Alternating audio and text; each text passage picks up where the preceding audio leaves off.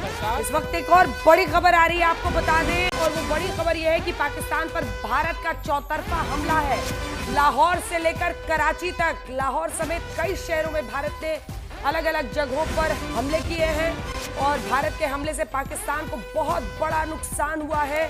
भारी नुकसान की खबर आ रही है। कराची में भारतीय सेना ने अटैक किया है, वहां पर भी जबरदस्त नुकसान की खबर आ रही है।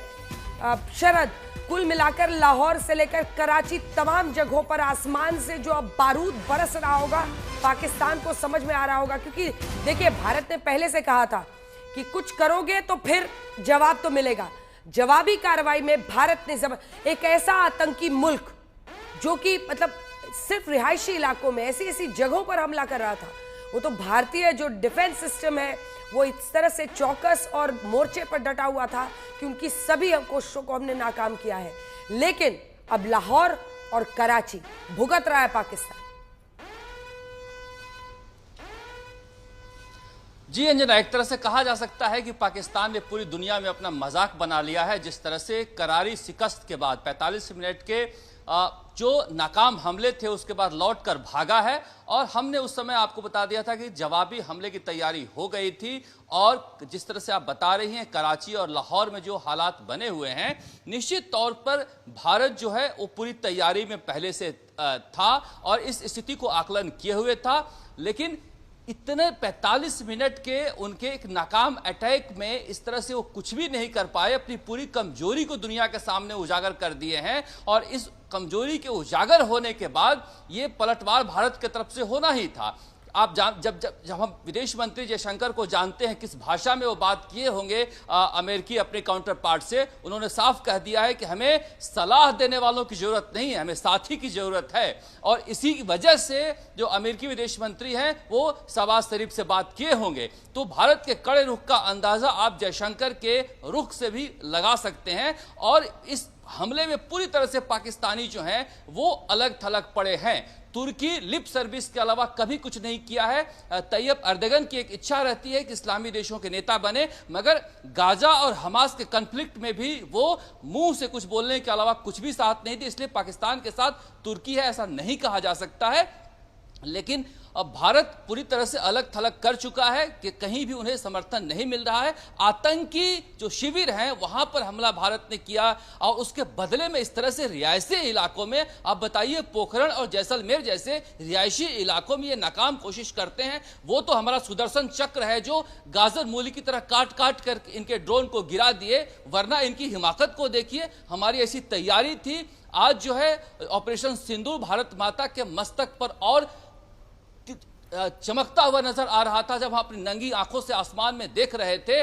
जैसलमेर में जहां हम थे वहां पर उस इलाके में लोगों में जरा सा भी खौफ नहीं था, जो आसमान में वो देख रहे थे कि हर हमले को एक एक करके चुन चुनकर गिरा रहे हैं भारत के वायु सैनिक।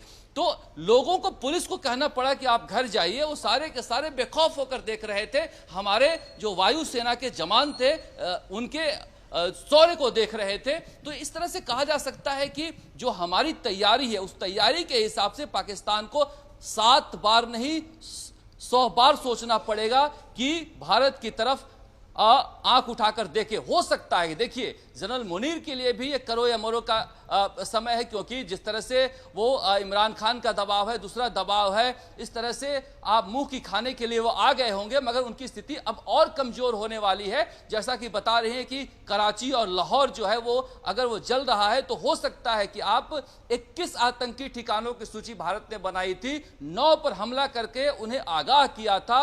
हो सकता है कि बाकियों की भी वही हालत करे जिस तरह से की हालत वहां पर की गई थी। देखिए, ये जो कराची का इलाका है, मैं आपको बता दूं, आप जो बार बार 71 की बात कर रही थी अंजना, इसी लोंगेवाला में वो आए थे नाश्ता करने और खाना खाने के लिए और दिल्ली में डिनर करने के लिए। और हमारे यही वायुसेना थी, यही वायुसेना के हंटर बेरूत जो हमारे विमान थे उस वक्त 5 सितंबर 1971 को इसी लोंगेवाला में 56 पैटर्न टैंक लेकर वो आए थे अमेरिका से, जिस पर वो गुरूर से इतरा रहे थे कि हम डिनर करेंगे दिल्ली में। और 2 घंटे के अंदर, देखिए, युद्ध के इतिहास में कहा जाता है कि 2 घंटे के अंदर इतनी बड़ी आर्म फोर्स को नेस्तानाबूद कर दिया था MS बावा हमारे जो विंग कमांडर थे उस वक्त, अभी भी वो कब्रगाह लोंगेवाला में बना हुआ है। तो 71 में जिस तरह से हमने कार्रवाई की थी उससे कहीं ज्यादा समृद्ध हमारी वायुसेना हो चुकी है, जहां पर घर में घुसकर मारने की हमारी क्षमता है। लेकिन भारत एक नियम कानून को मानने वाला देश है,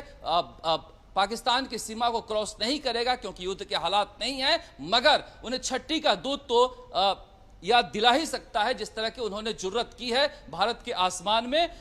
बड़ी बात है ये दुनिया के सामने कि हमारी रक्षा प्रणाली कितना मुस्तैद है, कितना मजबूत है अंजना, की कुछ भी नहीं बाल बांका कर पाए हैं। तमाम जगह से हमें जानकारी मिली है, हर जगह उन्हें नेस्तानाबूद किया गया है। और उसके बाद अगर ये हमला हो रहा है तो ये दिखाता है भारत के पराक्रम के, शौर्य के, तैयारी की।